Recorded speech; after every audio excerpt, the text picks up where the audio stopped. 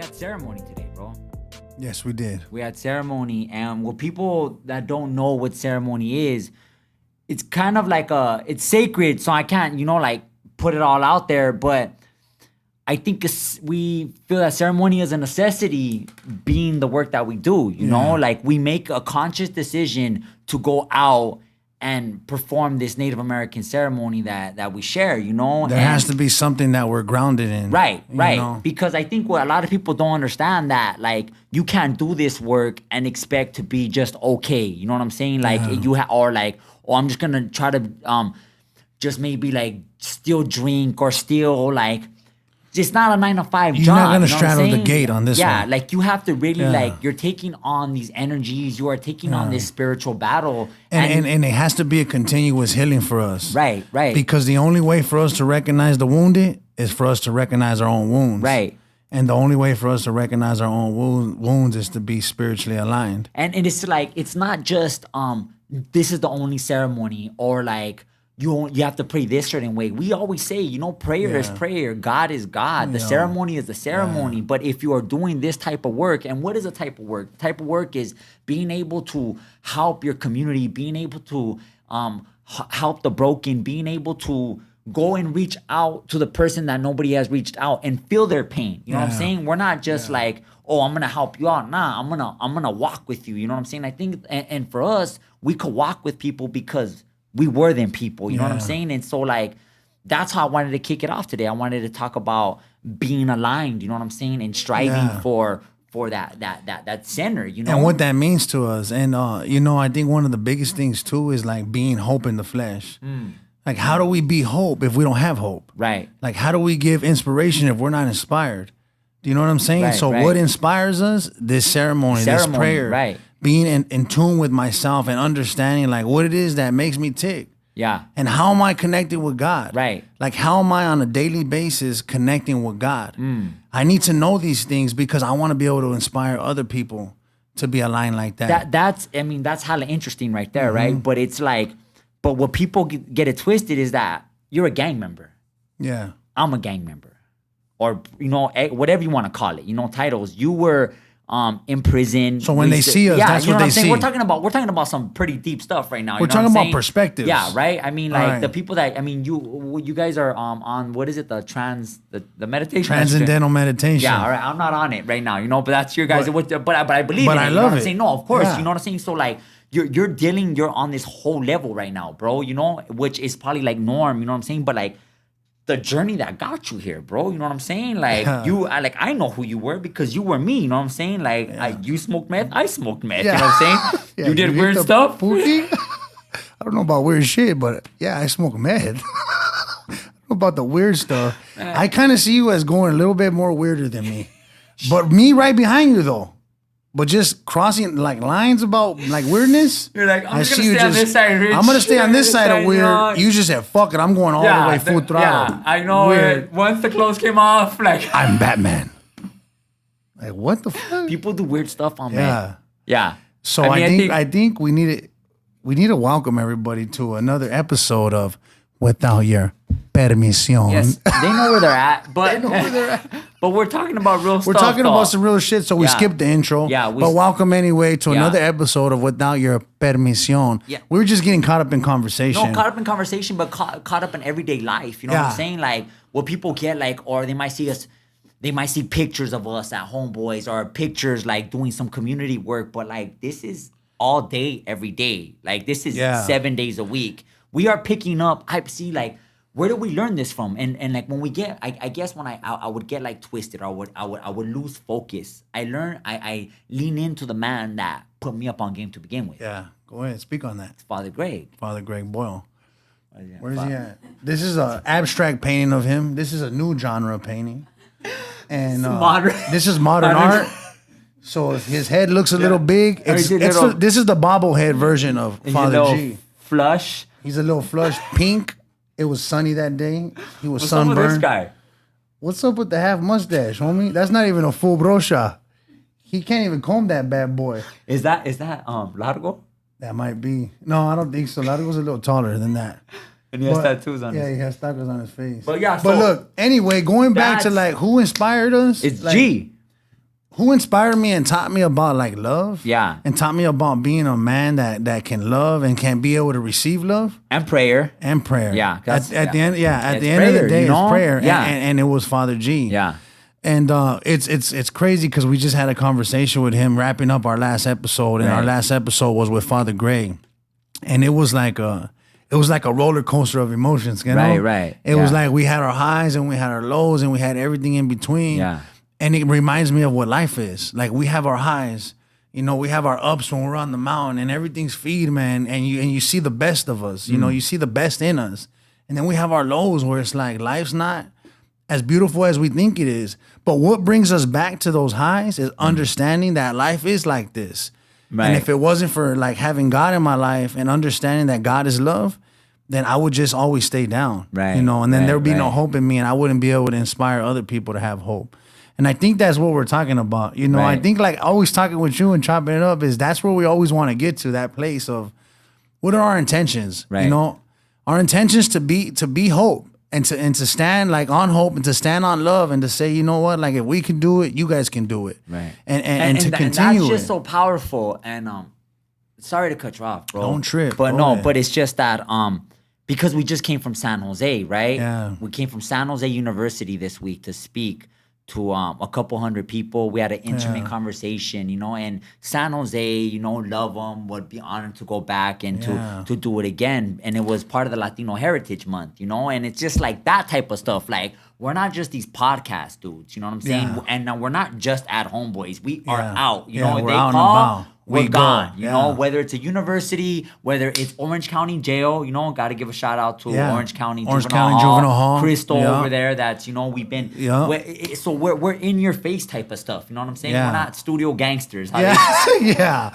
I'm not hiding behind a gate or nothing. I'm out and about, baby. You know, and so it's that type of stuff, but we go in and judgment. We're talking about judging, you know what I'm saying? Not even in a bad way, but like when you see like a person that's not you, you're quick to judge, you know? Yeah, and think that they have it all together. Yeah, but they don't, bro. Yeah. And I think that was the biggest thing at San Jose University, right? That was a trip at San Jose. We went, like, and at the end of it, like, you would be like, oh, well, they have it better than you because, like, and they're here to just learn about it. But what we really found out is that pain is the great equalizer. Right. That pain is the great equalizer, and that, you know what? They were carrying stuff too. I went with an open mind. Yeah, open mind, and just thinking that people were like of maybe privilege. You know what I'm saying? Well, that's the trip, because like if you see things at first glance, you go, they're at a university, right? You know, they probably got everything. They probably got their shit together. Yeah, you know, and they're okay. They're straight. They made it. Yeah, they've arrived. Right. But then you get to talking and you hear the questions that they're asking. Right. And some of the questions in the beginning sound like it was third party. But it was really them asking the question. Yeah. And that's it. And like, and I think just us being just involved in this for X amount of time, like they're talking about third party, but we're like, come on, kid. Yeah, like I know it's you. It's you. You know, it's okay. It's like, okay, yeah. And then as you know, the beautiful thing about that talk is that it was a conversation. Yeah. And then it was the show, and then it was a talk. Yeah. And then it was Q&A. Right. So we got to see them unfold. Like we got to see them unpack little by little. Right. Because all the same people that were in the conversation came to the show, and then they were there for the talk. Right. And they were there for Q&A. So we got to give me an example of what one of their questions was. So one of the questions was about being worthy. One of the questions I remember, it was actually a statement. Yeah. One of the kids at the university, he says, I feel like dropping out of this school because I feel like I'm not worthy to go here. And so just keep in mind that these kids are in probably the ages of 18 to 25. You know what I'm saying? Probably young, like 21, young, early 20s, most of them. Yeah. And where they're supposed to be just on, you know, they're in it. You know, everything's lined up. They're at the university. They're taking these classes. Yeah. They have a career. And but we ran into that though. Yeah, we ran into pain. We ran into and the trippy part too is as the conversation began to unfold, you started to see them realizing things. Like when we shared about our pain, when we unpacked our story in front of them, and we're identifying like points where like this hurt me. And then because this hurt me, I acted a certain way. Right. I started to see like the lights were coming on. Yeah. Boom. And they were connecting to that pain. Because pain is the great equalizer. Yeah. And regardless of what type of pain they carried, they still carried something with trauma, them. And bro. It was heavy. It's that heavy trauma. It was heavy. Yeah. And it was like the ideas and the perspectives were the same. Like, I don't feel worthy to go to this school because I'm Latino, or I don't feel worthy to go to this school because my parents are undocumented. You know what I'm saying? Yeah. Or I have a family member that's incarcerated and I don't know how to connect with them. Yeah. Remember, they were asking questions asking, like, how do I save them? What do I tell them? And exactly. it's just like, they're hurting, you know? It's because like you, it's not like that. Like once you get your stuff together, like, and if you're just a human being, I guess, you know what I'm saying? It has nothing about doing with being race. No race, not even black, white, Latino. Just being a human. Being a human. Like if you come out and like in your family suffering, like it's gonna be heavy on your heart. For sure. And they didn't know how to deal with that. I don't think most Americans or most of the world know how to deal with that. So we have all these different cultures. I see, like you see. Remember the one that asked about machismo? What about the Asian dude? Remember the Asian dude? I forgot. He comes at the end, right? And he stood for the whole thing. Like it's like 4 hours thing, a 4 hour thing. And he was like, I have self-doubt. And like I sometimes he said, have you ever had doubt? Yeah. He's all, and in those times you ever had doubt, what do you do? Yeah. How do you persevere? Yeah, and then he came after and he was like, thank you. I'm never gonna complain about nothing because of what you guys went through. The lives that we share, our lives, our story. An Asian, like, and it's not but Asian, he had but doubts. It's just like, well, if you think of like the total opposite, you know what I'm saying? Like I mean, I think it would be that, or like a person from another Europe, or I don't know, but like like an Asian. I think it was from like Asia too. Like it was crazy. Like and he had asked us about doubt because the pain is the great equalizer. Opening, it's everything we talk about, bro. Opening your heart opens my heart. You know, fuck, what was I gonna say? I lost my train of thought, dog. Fucking with that story, I went to it, but I was gonna say about there was a question that was asked. And that question led to something deeper, because when we talk, we always like want to go deeper. Right. So the question was, what do you guys think about machismo and the Latino culture, right? That was huge. That was a big one. And so this is after the show already. Right, this is that's after a good question. That's a good question. Yeah. And the beautiful thing about your story was that you unpacked so much shit. Yeah. And then we were able to have a talk after and explain like the process of things to break down the show. And then we were able to like, because we're confused until we identify our pain. Until we touch our pain or our story, the pain in our story, then we're kind of like, is that machismo? Right. Is that the way I'm supposed to act? We still don't understand like who we truly are. Right. So the machismo question was beautiful, and we both kind of like, we were both aligned on that. We're on them. Like, let's go deeper than machismo. Like machismo is a label that our culture or whoever culture has been given on the way a man is supposed to act. But honestly, in actuality, it's pain. It's like you haven't went deep enough to see why you're acting that way. Right. Like, why is it that you feel like machismo is something that you need to wear like a badge of honor, when deep down inside it could be fear, it could be insecurity, it could be unworthiness, whatever that is. But I always want to say, like, let's go deeper. And that was the beautiful thing about that question, because it forced us like to go to that place with these kids, you know? Yeah, and I remember that one because it was that, like, if you flare up on somebody or you tense up, you are scared. You know what I'm saying? There's some type of fear underneath that anger. making you, that threatens your space, that threatens your whatever. There's a threat that happens that makes you generate that energy. The behavior like is that. a symptom. Right. I always feel like the behavior is a symptom, but it's something deeper. Yeah. And I think like that was kind of honestly, you want to know the truth about that show, for real talk, is there was moments where I was sitting on stage, and as we were answering questions, I'm talking about when the show was already wrapping up, and we were just responding to questions. I felt like aligned with these kids. Like I felt connected. Right. I felt like the questions and the responses were effortless. Like, and I would look over at you sometimes, and on the up and up, palabra, like I've watched you evolve, homie, like so much over these past few months, but so much like from years ago. I watched you evolve, dog. And I wanna say that's because of the work. That's because of staying engaged in the work, and staying connected to self and God. That we're able to do this type of stuff. That we're able to like connect with people effortlessly, and the questions come from a place of like principle. Right. Of like, this is not an opinion, like this is truth. Right. You know what I'm saying? And we can stand on that truth. And it was beautiful, dog. There was times where I was like, damn, get down. Yeah. Like, that's exactly what I would have said. Right. Like you were responding to questions. I go, I would have said that shit. You know, and then you would look over at me, boom. And it was just like, and it was a trippy experience. We throw it so casually, but like the thing is that no one's talking about it, bro. and no one's really talking about it, and I guess being about it, and that's why I'm just always grateful to be here and like to be filming the podcast right here. So we continue, man. But to be at home, boys, and so.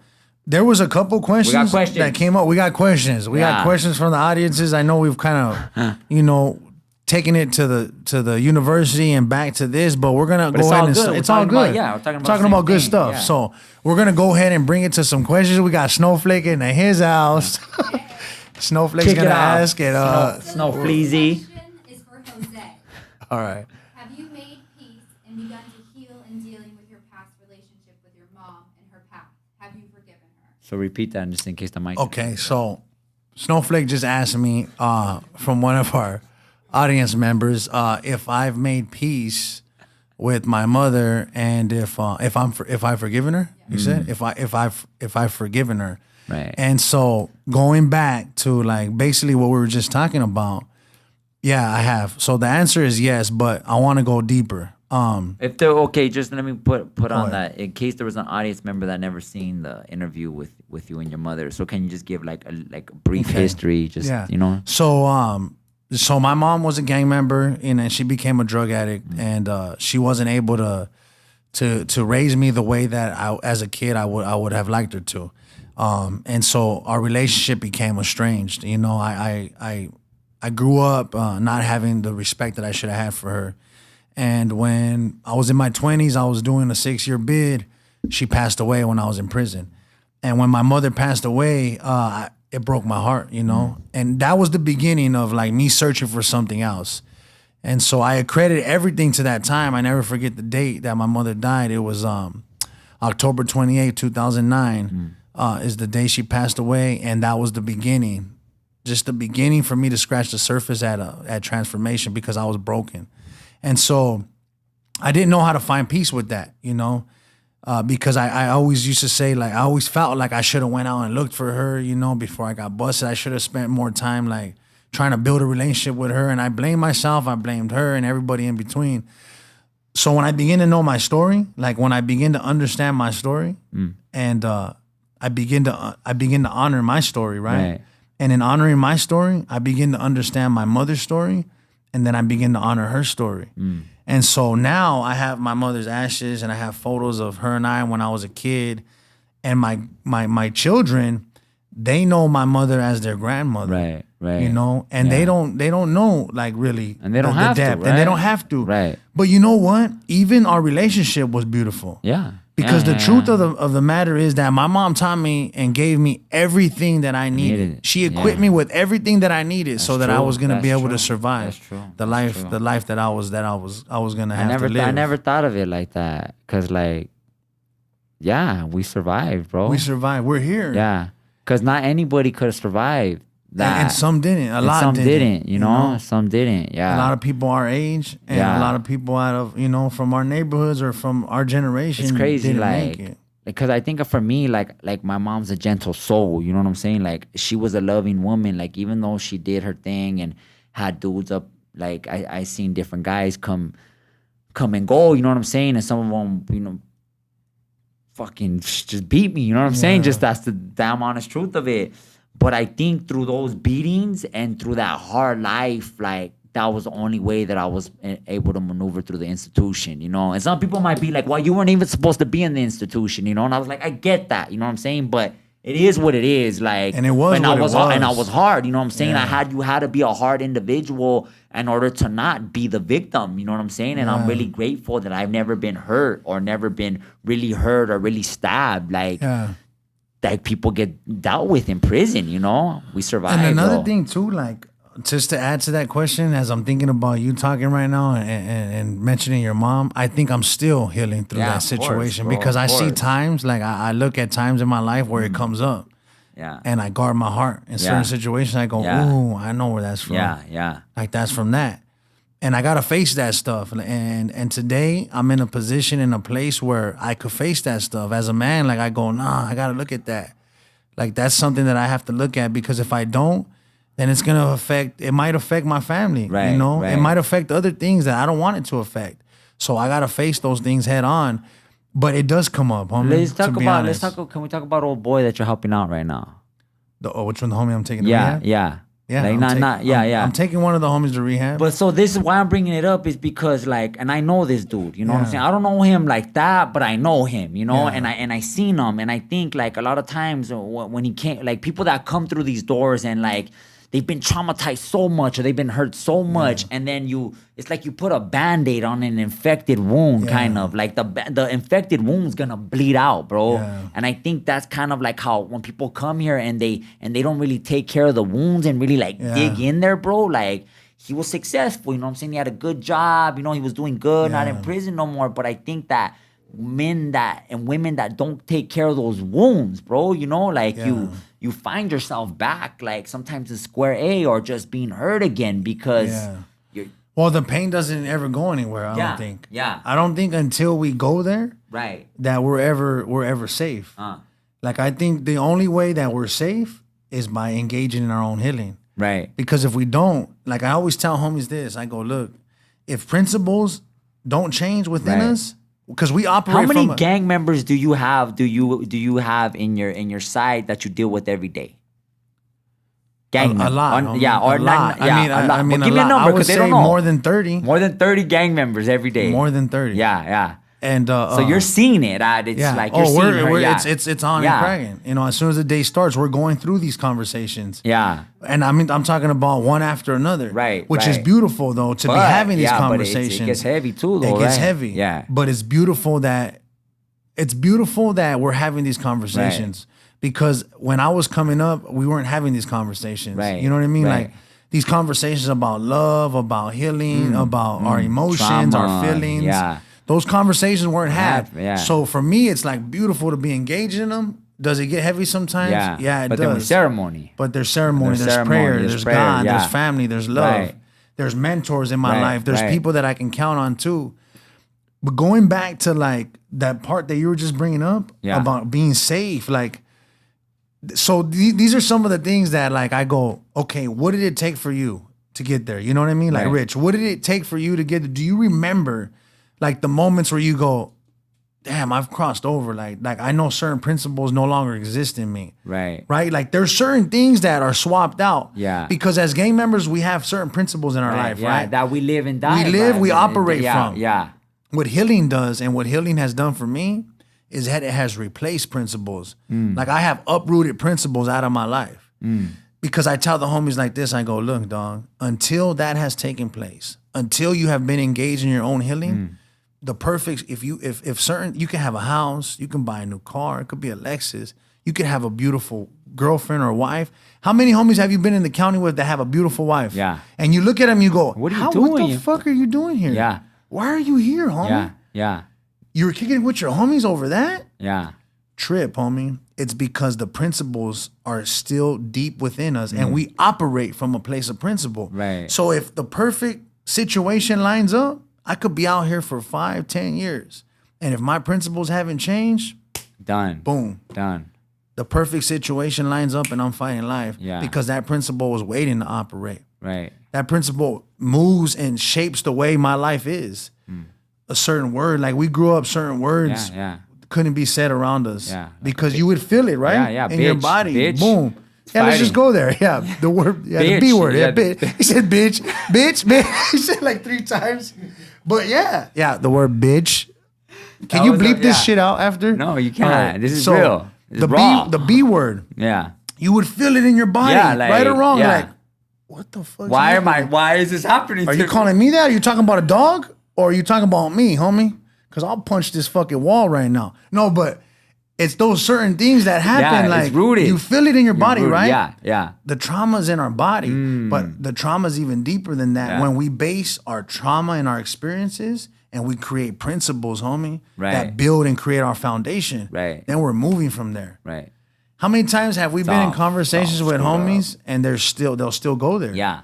Real fast. Like, come on, homie. Like, you know, because they're rooted in there. But it's rooted. And if we don't uproot those principles and replace them with principles of like love, of honor our family, of things that, because the principles won't change. Yeah. I could have a bad day and I could change as a person, but a principle won't change. Yeah. So if I'm loyal to a principle, then I'm straight. as long as that principle it's a good thing. is a good thing, Right. You know, and it's gonna benefit me and not destroy my life. Does that make sense? No, it makes perfect sense. I'm with you. I mean, All right. like, and it's just like it's just heavy for I guess a lot of people that because everybody tries to paint this picture just black and white. You know, like you want to have a good life, don't get in trouble. Yeah. You know, like okay, That's easy for you to say. I just spent a decade in the system, and they say if you call me the B word, to sock you in the snot box.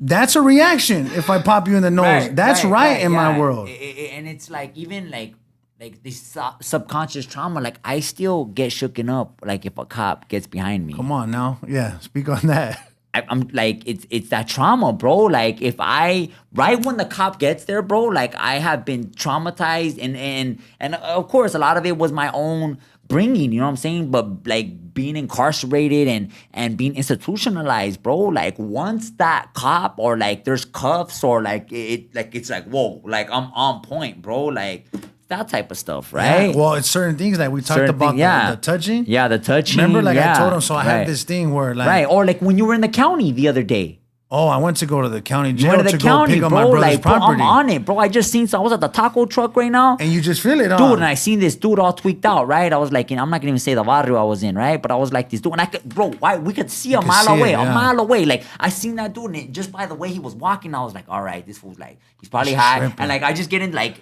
and like the fence. You're like, I'm on it, right? Like if this fool goes right, bam, I have to cut like that, like yeah, but you're survival. already your survival, but it's a good thing. I don't think it's a bad thing. It's not a bad thing. Especially when the principles have changed. Right. So experience from the county. So I go to the county jail to pick up my brother's property. Couple days ago. Okay. My brother just went upstate. Good. So I go to not good.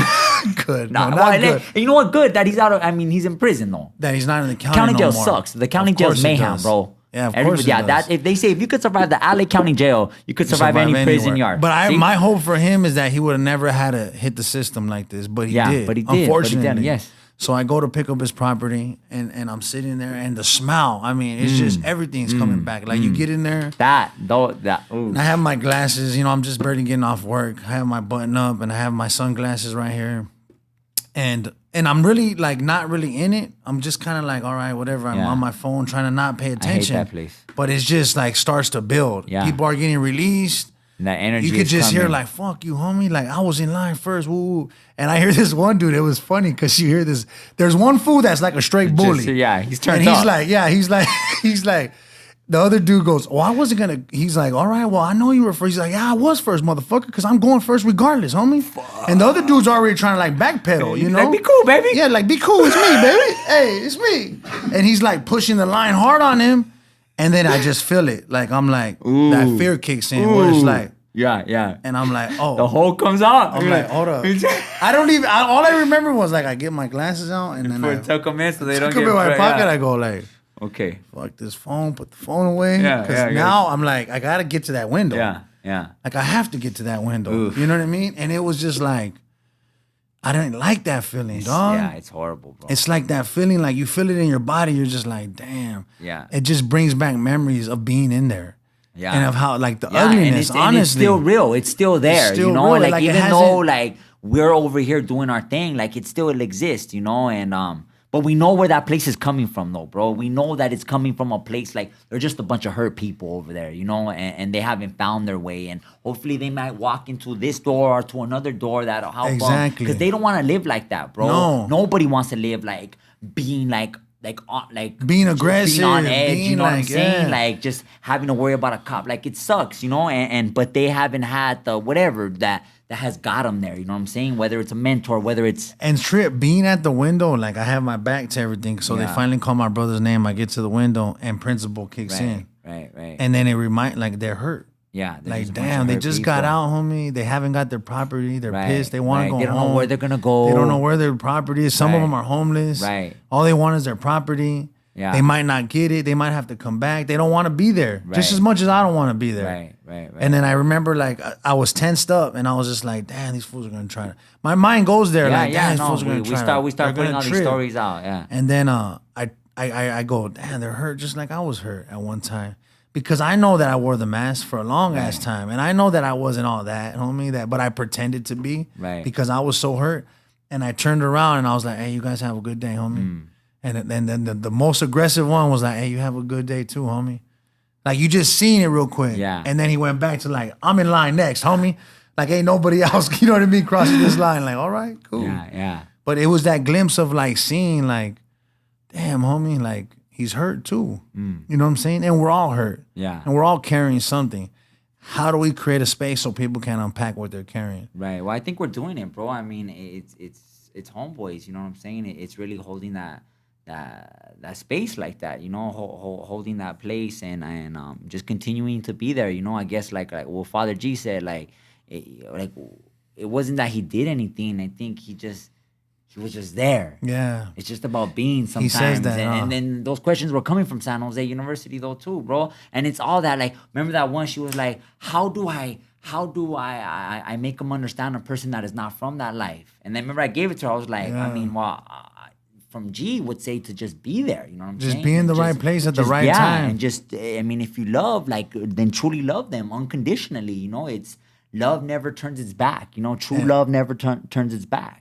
And love never fails. Yeah. And it's that. And so I know we have some more questions. We got more questions. Snowflake, any more questions? Answered it, but what was the worst part of your life that made you stop and rethink your actions? And they want to hear more about the early days in the barrio. Okay, early days. So what made me really turn my life around? I guess there's big moments, you know what I'm saying? And of course, you know, if I talked about fighting the 35 to life sentence, the 35 to life sentence one, that attempted murder, and seeing the realization and being on the yard and all that. But then I think a big thing, and I mentioned that though too in my previous interview, was that my son being 5 years old, you know what I'm saying, and coming out like that. But I think, you know what I'm saying, because when we come here, you know, like you came in the doors a couple times, you know, and like I went back to jail. I remember working at Homeboys. I was working in the bakery, and I went back for a county parole violation, you know, for a gang association. I ended up doing 30 days, but it's just like, but I think being out here, like I remember, like really, like it just being tough, bro. You know what I'm saying? Like even though I was at Homeboy Industries, like just still struggling. You get me? Yeah. Like still like feeling like, because like all these things are here, but there's no one really to like you know what I'm saying? And even though they could guide you, but you have to choose. You have to, bro. To choose. You know, and what works for you might not work for me. You know, and like bro, even though you're doing your thing and you have like 30 people that you're helping like that, you know, but come on, bro, like you're still going through yours, just like I'm still going through mine. Yeah. So it's really like that. And I just remember like damn, am I really gonna make it? You know, and and I mean, I was those moments are crazy, huh? Bro, it's real. You know what I'm saying? Like, what am I gonna have to do to survive? You know what I'm saying? What am I gonna have to do? Like, am I gonna have to start selling dope again? You know what I'm saying? Yeah. Just because like at that time I was making like $9 an hour. You know what I'm saying? I have 2 kids. I mean, I'm on parole, living at my mom's house. Like, this is real. Yeah, this is the real shit. This is a real deal. You know, I paroled, and I was living in a bachelor house with my mother, sharing a room, bro. And that's what it was. That's what it was. Straight up. You know, so it's like, and then you see all these things flashing by, and you're just like I want to be like that, but I don't even have the I'm not even capable of like, no one, I have to just dish this out, you know, $8, $9 an hour. That's the reality, you know what I'm saying? Like, I know people look at Homeboys and just like, oh, you guys are like, you guys are straight now. You guys got it. Nah. Yeah. It's a challenge until it's not. Exactly, you know, and you feel sometimes hey, dog, but those times were crazy, because I remember those moments too, like when you're like, am I really going to make it? Am I going to make it? Am I gonna make it? Like I would ask homies, palabra. There's homies here that work here to this day that I would ask them and be like, "Do you think I'm gonna make it?" Yeah, and so many and so many people falling, like, you know, damn, bro. Like I seen a homegirl. I think I told you, you know, I was like 2 days ago. I was right here in Highland Park and I was drinking some coffee at this little, you know, hipster spot, you know, drinking a macchiato. With a pump of melon. A matcha shot? It was a matcha shot? I don't even know what matcha is, but it sounds feed, man. Let me get a shot of matcha, please. With coconut milk? Let me get a mucho shot of matcha and a pump of melon. So I'm right there, That sounds bougie as fuck, though. Yeah, but you eat it. But I've had it. Yeah. What are those bowls we had one time? Ooh. Couscous? Was it couscous or was it no, what was it, fool? Serio. Remember? No. Quinoa? I took him to the place in Malibu. I took him to Sunlight. Hey, what Was it sunlight? No, it was like acai. Yeah. Yeah, Acai? acai. What is it, acai or acai? Acai bowl? I don't even know how to pronounce it, but I it's don't good even, for you. but it was bomb, homie. It was fire. It was like coconut. Yeah. we stood out there. Yeah, this guy, It was crazy, he just started. He fool. probably was all like, high, like you was were like- high, yeah, bro. I was like, Yeah. what is this Why do I place? feel so good? Yeah, I felt a gang of energy though. I really did. Serio. I think it was all the strawberries. It had a gang of strawberries in it, fool. Yeah. So but anyhow, I'm at this Okay, spot, right? go I'm ahead. at this spot, and I'm drinking, I'm drinking my coffee, right? And I'm talking to a partner of mine, and like sure enough, like I see to a girl and a dude, and I know they're doped out, you know what I'm saying? And like it's early in the morning, but you could like with people that were on drugs or used to could run see it, around, like yeah. you could see it in people's body, And you you're know what I'm like, saying? You damn. could see how, Yeah. and I see him, and like this girl looks familiar, but like as she's getting closer, like, and she's literally, bro, she's passing like right by me, and I'm on the window drinking my coffee. There's a window, and like we just make that. Damn, eye contact. Yeah, the eye contact, and it's her, bro, and like she worked here, bro, and like she's like heroined out or just meth out the game, And bro. you're just She's like, gone. She damn. looks like 10 years old, and But I you- just but seen you like, guys said- and you like said we that seen you it. guys She was worked like, at the- "What's up?" Like we both said at the same time, "What's up?" Like I'm on the phone and just like, you know, but it's just like we check out, bro. You know, not everybody makes it.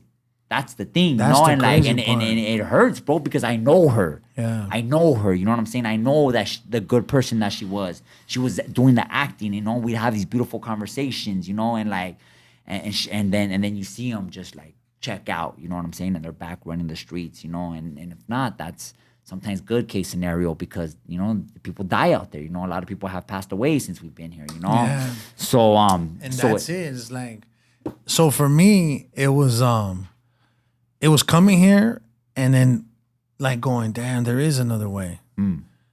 And then like it was a trip because there was like a distance from me to like the other way. And I remember like looking at my wife and kids and going like, I want to be a dad and I want to be a husband. But I just didn't know like what it was going to take to do that. And I was broken, homie. Like I remember going like to the room and just like, I wanted to be a husband, dog. I got married in prison, homie. Right. You feel me? Right. Like my relationship, like our relationship was her visiting me in prison and her being there for me in prison and being a wife to me, Right, dog, right, while I was right. in prison and my kids coming to see me. Right. It was just my story is crazy, dog. Right. And so coming home, I didn't know what it was like to actually be a husband that lived out here, that had a job and that worked. Be a husband from prison. I knew how to be a husband from prison. I Yeah. knew how to like get a visit on the weekend and take our pictures and like Love I would it. try to do special things, fool. Like she would even say like in our family visits, I would like make orange chicken and I would make like tamales and I would try to give them the best weekend that they'd ever have. Right. And then she would go home for a Right, week and then she would come again Yeah. and visit me. And that was the extent of like what I thought a husband was or Right, what I right. knew. Not even Yeah. what I thought. Cause I seen movies, homie. And I seen That's stuff crazy, that I right? was Movies, like, huh? I used to see movies and I'd be like, That's I want to do that. Yeah. Like I want to surprise them on their anniversary. You know what I mean? But because it's a trip, homie. We learn stuff. That's the only From way of learning. movies. Yeah. And I would watch movies and be like, damn, I want to be like that. And then, and I would say, but how can I remember an anniversary when I don't like remembering dates? Because I was in prison for so long, Yeah, I would you would say just like, forget everything. I would be like, I don't want to know the date. Yeah. You know, people would be like, put the date on the letter. I'd be like, I never put my dates on the letter. Nah, I don't do that. I don't like calendars. I just want my time to go. Yeah. So every day was like the same. So because of these habits and stuff, like Right. coming home was like, I couldn't remember like birth dates or the dates or like what our anniversary was. And it sucks, homie. Because she was like looking to me to like be that husband Be that. she needed out here. And so that was like, I was striving, dog. Like I didn't give up, homie. Like the biggest thing that I could say that I didn't do is I didn't give up. Like I was like, nah, I'm gonna be that husband. Yeah. And I would stumble and fall. And I would get back up and I would make mistakes. And I was like, you know what? I want to be that husband. Like I want to be that father. I want to be that dad that I didn't have, but I didn't know how to do it. But I had an idea of what it looked like. It's so fucked up, bro. And then eventually was like, and it's crazy because I remember like, you know, like seeing my kids, dog, and being like, what am I supposed to do? Like, how am I supposed to do this? Like I remember getting anxiety attacks, fool, and like going outside and sitting on the steps being like, damn. And the crazy thoughts would come like you don't belong out here. Like you should just be back in prison. Like you can't handle shit. Like this ain't for you. Yeah. But my heart was like, nah, like my heart wanted to live, homie. Yeah. You feel me? My heart was like, nah, like those are like this is your family. Yeah. Like fuck that. Like fight for this. And I would cry out to God, dog. I would go to the room and I'd be like, God, help me. Help me, please help me to be a man. Like help me to be a husband. Help me to be a dad. And then I would ask like homies, like, hey, like Fabian, you know? And I would ask homies like, what am I supposed to do, dog? Because I didn't know what to do in those times. Yeah. And it's a trip because now, like, we go to ceremony and you see my son, and it's like being in parenting classes, homie. Yeah. Being bald and still, like, because I was a lot thinner back then, so my clothes were pretty big still. And I'd be in parenting classes and I'd be like, and I would be in there like, damn, like, this is what I'm supposed to do. So I would just start doing it. Like, when I remember when they used to have the Baby and Me. Yeah, they still and like, do. They still do. I would come and I would bring my daughter to that, you know? And like, that was the first time like that I ever like colored with her like that, you know what I'm saying? Or like played with her like in that little, you know what I'm saying? Like just these things. And like, it's crazy what, like, this is our first time and there's a gang of homies and homegirls that are doing this stuff together, you know, painting these little sculptures together. Like, none of us ever got that, you know? And that's the crazy part. Yeah, you're right though, I think bro. that's like, the part that touches my heart. Yeah. What you just said is like, we never had that. Yeah. Like, I never had a dad, dog, tell me, like, I never had a dad. I never had a man look at me in my eyes and say, I love you, son, until Father Greg. Yeah. And I was a grown man, dog, already. When he would look at me and say, I'm proud of you, son. Or he would say, you're the best son ever. Yeah. You know what? I used to like, I wouldn't walk next to him. Like, I used to see him and I used to walk the opposite way because, like, even though I think I would do good, you know what I'm saying? Like, I don't think I knew how to take compliments. Yeah. You know what I'm saying? Like, because no one ever told me. Yeah. Like, so, like, I think it would feel, like, weird. Like, and I think that fucked me up for a long time right there because, like, it's a certain thing. When someone says, like, I love you or you did good, like, and you take that. Like, now I know how to take that. You know what I'm saying? But in the beginning, like I would just run away from it, bro. Like, same thing. I did the same thing. I would see him. Fool, put it this way. I would have to go to the baño. Like, I would be walking to the restroom and he would be coming that way. I'd be like, I'll walk this way. Because I knew he was going to, like, hug me. Yeah. Or he was going to be like, hey, I love you. Fuck. And it was like, and then it was only until I was able to receive. Right. Able to receive. Hey, you know what's crazy, fool, that I'm thinking about right now? It was like when I was able to receive, then I was able to give. Like, what the fuck, huh? Like, because I was so lost, dog. Yeah. I was so lost, fool. Like, I think about, like, if I would have never found my way, dog, I wouldn't have been able to be the dad I am today. Right. Serio, dog. As much as I yearned to be the dad that I am today, if I would have never found myself, if I would have never been able to receive love, I would have never been able to give love, fool. It would have been from a distance. Yeah. It would have been through a letter again. Yeah. Saying, I love you so much. You know, I miss you guys so much, and all I do is think about you. But I was never able to do that in person until I was able to receive love. Yeah.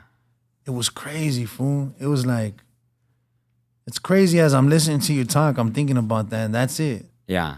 That's what it is. Until I was able to receive love. We couldn't, bro. We couldn't, you know? But yeah, it's, where we at? Snowflake. I heard that Jose was becoming a vegetarian. So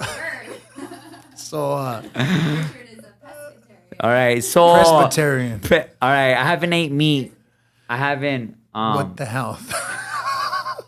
Let me see that little pig again. I haven't ate meat going on. And what is it, like, going on 4 years now, right? So this is the question that we just got from our audience. What the hell? Fish or pork?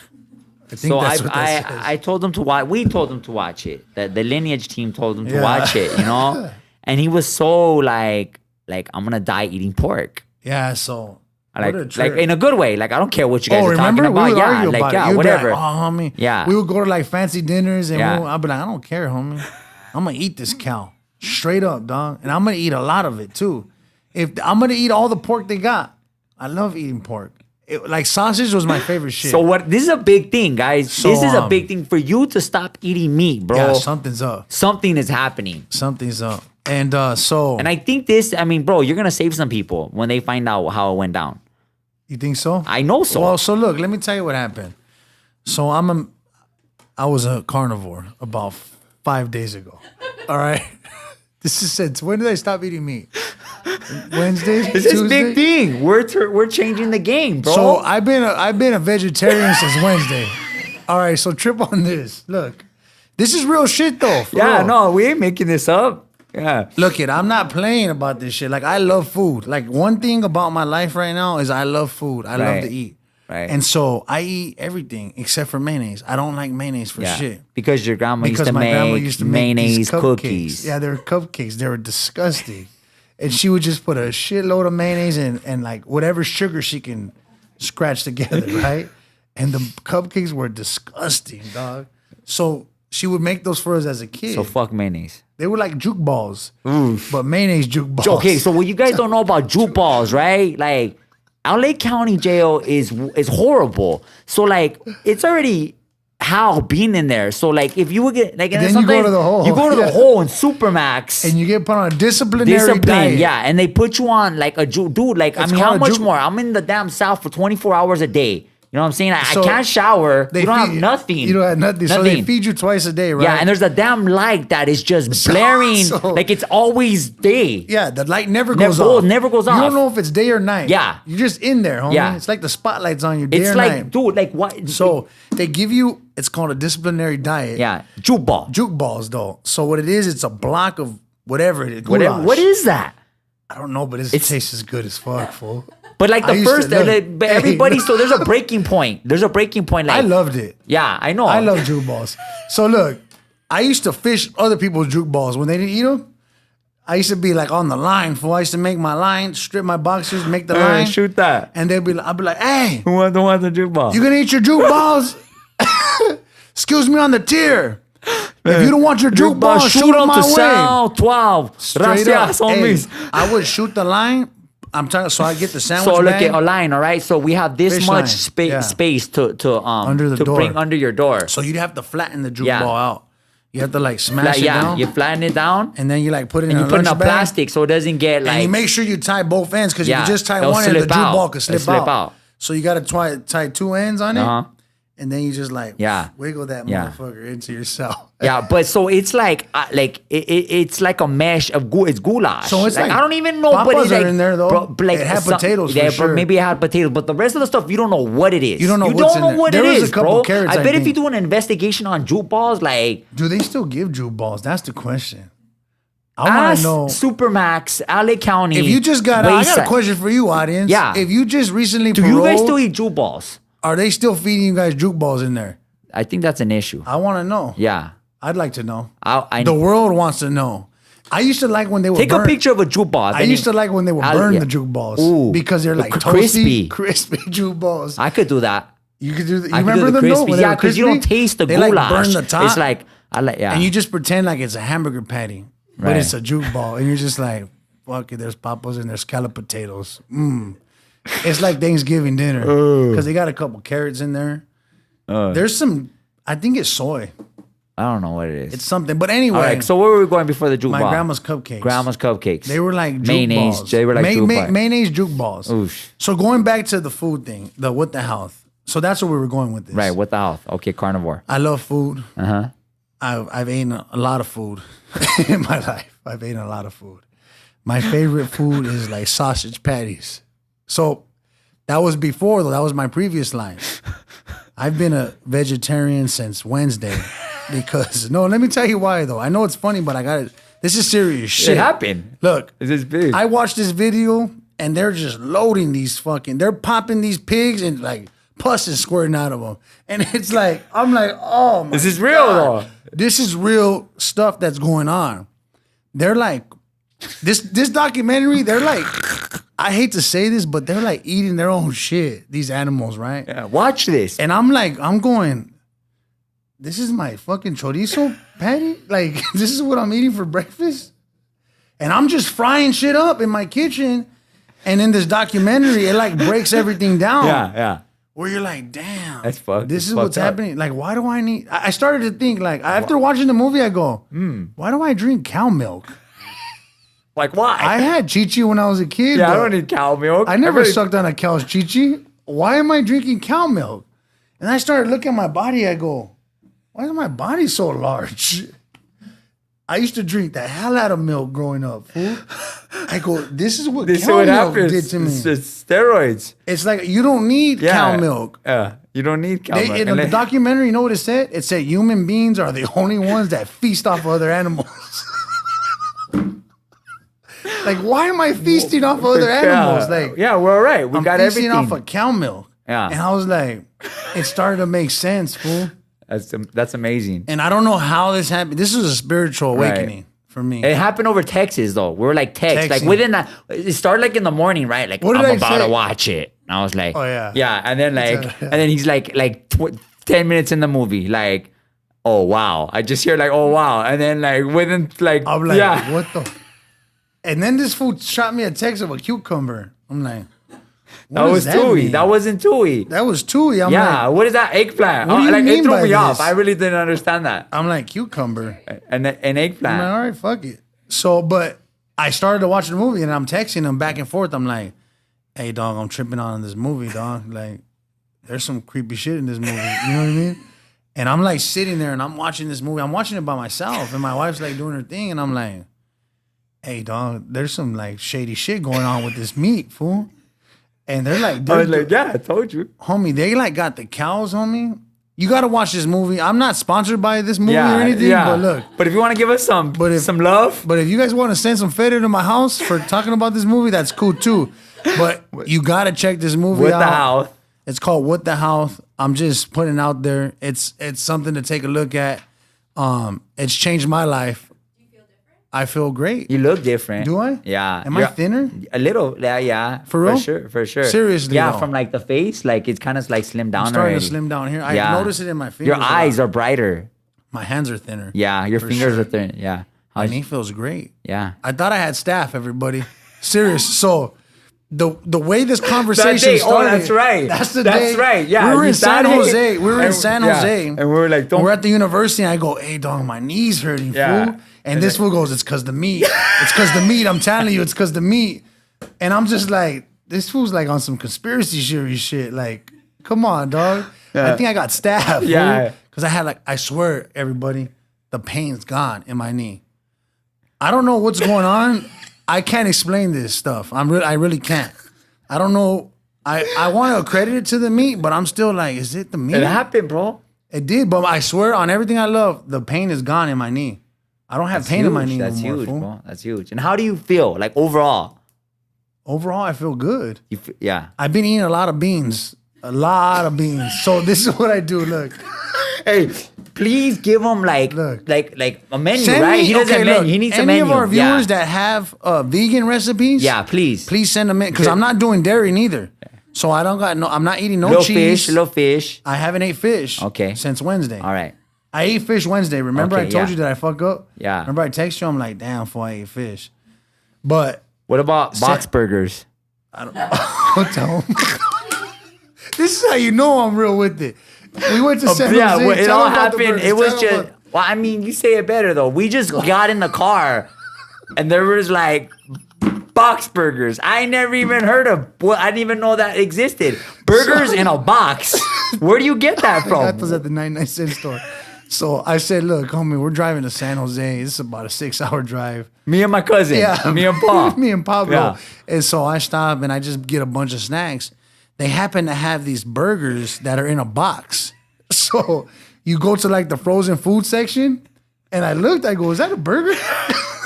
I'm like, oh, I'm getting that I need shit that. I need that. for $1? Oh, I need that. And it was a burger in a box. Yeah. I'm like, fuck it. The burger's in a box. But we ended up, it sucked what happened to those burgers. But look, we ended up going to eat, remember? Yeah. We went to eat, went to some fancy ass bougie Yeah, restaurant. yeah. And like he always takes Yeah. me to. But it was we left the burgers in the car. And then Snowflake, she goes, those burgers are no good, guys. Don't eat them. And I'm like, I was debating that shit. She was shitting on the burgers. I was gonna eat them. I was like, you know what? I'm gonna eat them. They're She like, in a "Don't box. eat," yeah. The burgers are in a box. How could they go bad? They're in a box. And they're wrapped in plastic and they're also in a box. Great. They're great for you. And she's like, you guys better not eat those burgers. Oh, I'm like, I wonder if does she know something I don't know about? I mean, maybe because the cheese. Yeah. And I'm like, fuck, we got to throw these burgers. I was pissed though. But that's how it all kicked off, right? So that's how the conversation kicked off about the meat. Yeah. Was like, dog, you shouldn't be eating and you meat. shouldn't be eating fucking burgers in a box. And then my legs started going out on me. Yeah. I was like winded. We were like walking up some stairs. I'm like, it's the meat.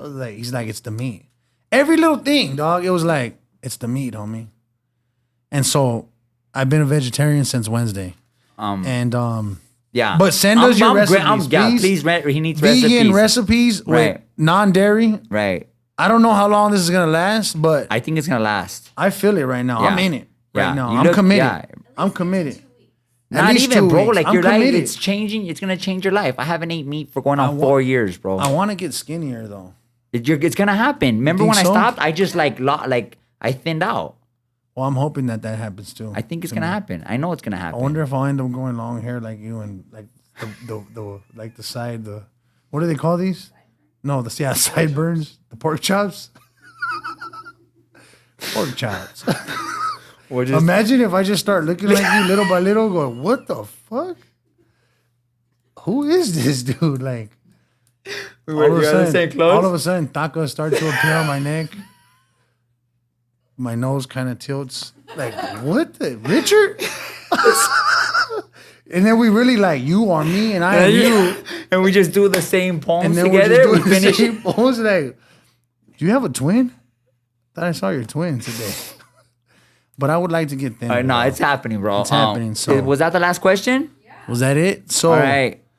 Send us your recipes. We're gonna have a guest coming up. We're having a guest coming on. Yeah. Soon. We love being engaged with you guys. Send us your questions. Also answer our question too.